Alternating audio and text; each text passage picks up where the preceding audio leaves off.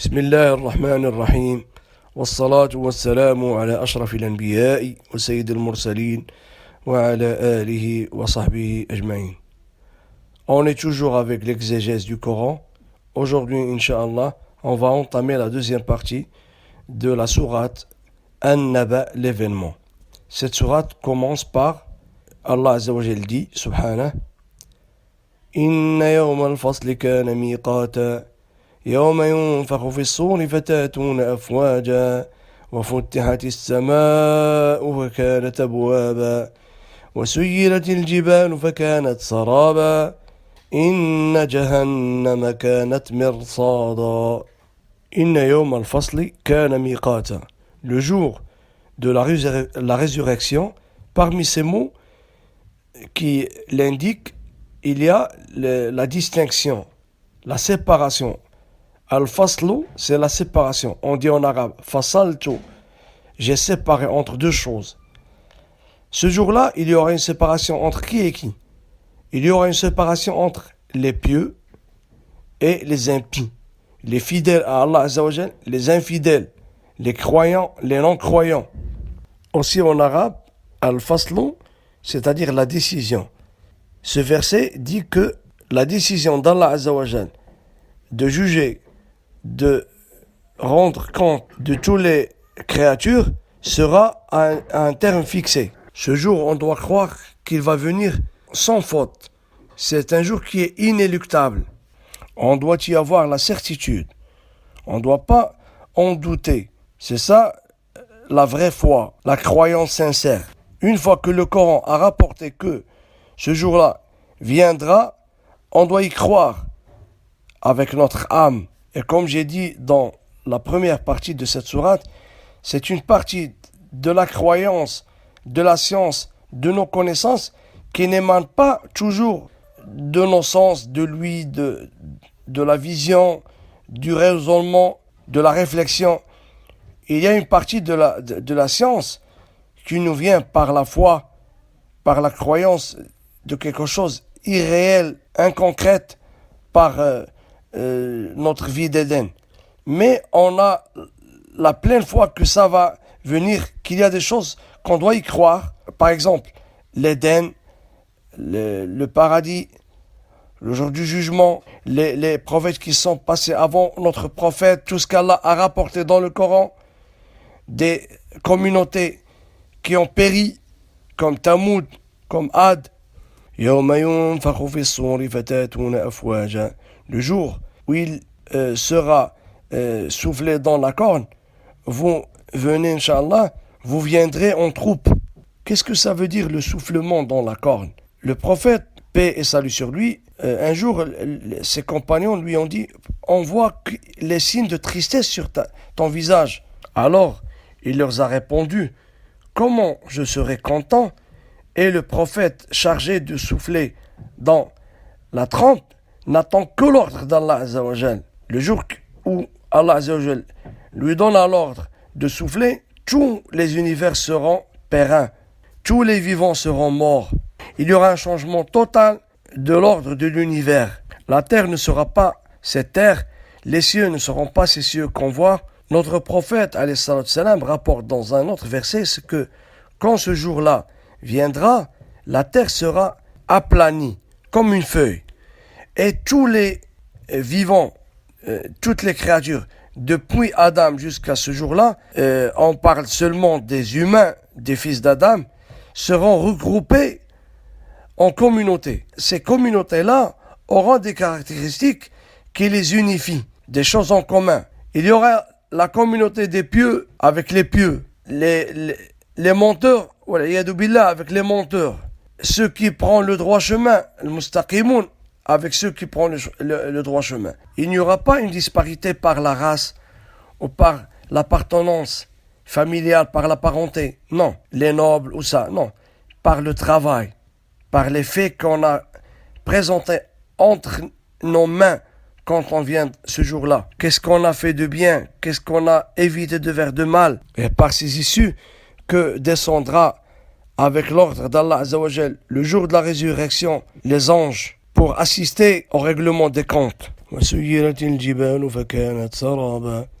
Les montagnes seront mouvées de leur place et ils deviendront comme des mirages, comme de la laine éparpillée dans le ciel. C'est un signe de la force d'Allah Azza wa Jal, de sa dominance. Ces montagnes qu'on voit comme d'énormes créatures seront comme de la laine très très légère le jour où Allah Azza wa Jal va changer les normes auxquelles on s'est habitué dans notre vie. Inna jahannama kanat mirsada. L'enfer sera un mirsad. Al-mirsad, en arabe, on dit rasada, c'est-à-dire qui a pris ses gardes contre son ennemi en surveillant ses mouvements. Et pour cela, comme on voit dans plusieurs villes antiques, parce qu'avant il n'y avait pas quelque chose qui survolait leur ville, alors ils prenaient dans un lieu très, très élevé, ils mettaient comme des tours de contrôle pour voir plus loin, est-ce qu'il y a des ennemis qui les prennent en embuscade ou en attaque inattendue. L'enfer sera comme s'il s'attendait à ces infidèles à Allah Azza wa Jal. Elle sera comme un refuge pour eux et ils n'y pourront ni l'éviter ou éluder ni à droite ni à gauche. C'est-à-dire que ce sort-là, ils ne pourront pas y échapper. C'est-à-dire que soit l'enfer, soit l'Éden. Que Dieu nous rend, Inch'Allah, des résidents de l'Éden, Inch'Allah. Un refuge pour les transgresseurs. Tara, c'est-à-dire il a dépassé les ordres, les limites. Il a transgressé les lois d'Allah Azza wa Jal, les règles, les normes. Il n'a pas respecté ce qu'Allah Azza wa Jal a rendu licite. Et il n'a pas demandé, quand il veut faire quelque chose, est-ce qu'elle est permise par Allah ou non. Ils y demeureront de grandes périodes, des périodes éloignées. Là, il y a une chose qui fait montrer la beauté de la langue arabe. Quand on dit quelqu'un qui va être périn plusieurs périodes, mais ces périodes, même si on dit qu'elles sont nombreuses, mais ça signifie l'infinité. Et nous, on a une croyance, comme a rapporté le Coran, ceux qui ne croient pas en Dieu pérenneront dans l'enfer de façon infinie. Ils n'y goûteront ni boisson ni breuvage. Quelque chose qui va accalmer leur souffrance. Ils n'auront aucun refuge dans l'enfer. Et même s'ils cherchent quelque chose pour apaiser leur douleur, ils vont trouver des choses qui vont augmenter leur douleur, parce que c'est leur sort, le châtiment qu'Allah Azza wa Jal a réservé pour ceux qui n'ont pas cru dans la justesse d'Allah Azza wa Jal, sa dominance. Al-Hamim, c'est l'eau bouillante. Al-Ghassaq, les érudits de la religion, comme Ibn Jarir, ont rapporté que c'est le jus des douleurs des résidents de l'Éden. C'est le sang qui découle de leur corps, le pus. Jaza'an wifaqa. Et ceci, c'est la juste récompense de leurs œuvres. Allah Azza wa Jal, le miséricordieux, le tolérant, leur a donné toutes les excuses, mais eux, ils ont refusé tout et ils se sont attachés à leur incroyance, alors ils ont mérité ce châtiment-là. Innahum kanu la yarjuna hisaba. Ils ne s'attendaient pas à rendre des comptes. Alors ils vivaient dans la vie proche, tout en oubliant. Alors ils n'avaient pas entre leurs yeux, dans leur cœur, qu'il y a un jour on va donner le jugement à Allah. On va rendre compte. Et dans plusieurs versets du Coran, Allah Azza wa Jal rapporte, c'est pas par l'oubli tout est conclu. Il suffit d'oublier quelque chose qu'elle va partir. Non. Dans Sourate le vendredi, il dit que dit la mort de laquelle vous vous enfuite, alors elle va vous rencontrer. Il ne suffit pas d'oublier la mort qu'elle va nous oublier. La mort est certaine. Et la vie après la mort est plus certaine que cette mort-là. On doit y croire fortement, durement. Et ils ont traité nos signes de mensonges. Allah Azza wa Jalla a rapporté dans son Coran plusieurs versets qui indiquent ce jour-là, qui indiquent que les gens vont rendre leur compte. Alors, les non-croyants traitaient ces informations, ces versets, de mensonges. Et ce jour-là que plusieurs essaient d'oublier, c'est un jour qu'Allah Azza wa Jalla a donné un terme fixé. Il ne sera ni rapproché ni retardé. Likulli shay'in ajal, un terme. Allah Azza wa Jalla, c'est l'omniscient. Il connaît tout, il connaît ce qui va être dans le futur, ce qui s'est passé dans le passé, ce qui aurait se passé, même Allah Azza wa Jalla n'a pas toléré de se passer. Il englobe toutes les informations, toute la science. Et il nous a donné qu'une petite partie. Allah Azza wa Jalla a révélé à ses créatures, à ses proches messagers, à ses prophètes, une partie infime de sa science. Et cette science-là est rapportée dans un hadith. Rasul alayhi salatu salam a dit à ses compagnons que il y aura le premier souffle qui va faire mourir, anéantir tout.